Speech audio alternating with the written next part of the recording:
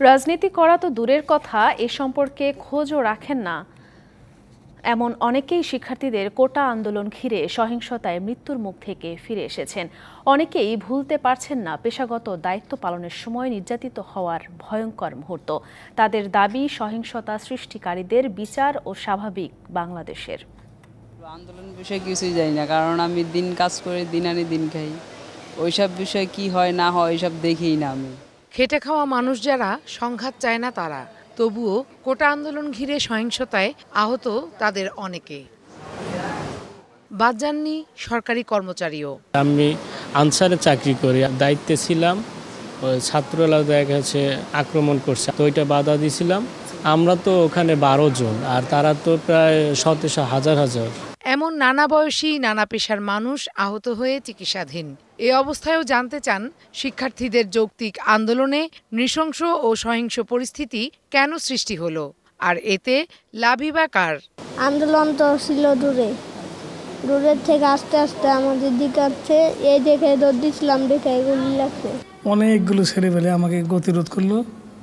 আপনি কই যাচ্ছেন, কি করেন, আপনি কি পুলিশ? তারপর আমার মোবাইল নিয়ে গেলেন।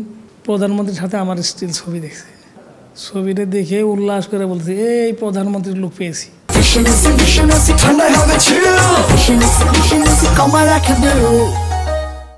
এই তো শুরু করলো সজোরে লাঠি পেটা। তারপর তো আমি রক্ত স্নাত অবস্থায়। এরা আমাদের জাতির শত্রু, বাঙালি জাতির শত্রু, স্বাধীনতার বিরোধী শক্তি যারা এই কাজগুলো করছে। সহিংসতায় আহতরা শারীরিক ক্ষত থেকে সেরে ওঠার লড়াইয়ে আছেন, পাশাপাশি চাইছেন ন্যায় বিচার। যেমন আমার যে বাহুবাটা একবারই হয়ে গেছে, ওইটা যতটুকু সম্ভব।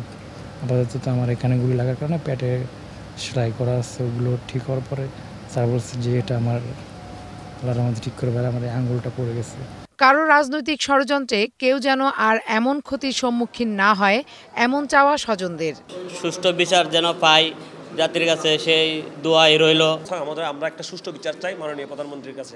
চিকিৎসকেরা জানালেন, আহত যেই হোক জীবন বাঁচাতে সর্বোচ্চ সেবা দেওয়ার নির্দেশ সরকার প্রধানের। মাননীয় প্রধানমন্ত্রীর নির্দেশনা আছে যে এদের চিকিৎসায় যাতে কোনো গাফিলতি না হয়, আমরা সেটা অক্ষরে অক্ষরে পালন করব। এবং আমাদের যে সার্জিক্যাল টিম, এটা সবসময় আছে এবং আমরা কাজ করে যাব। যারা আমাদের অপারেশন থিয়েটার পর্যন্ত পৌঁছতে পেরেছে তাদের কেউ মারা যায়নি। Farhana Juthi, DBC news, Dhaka.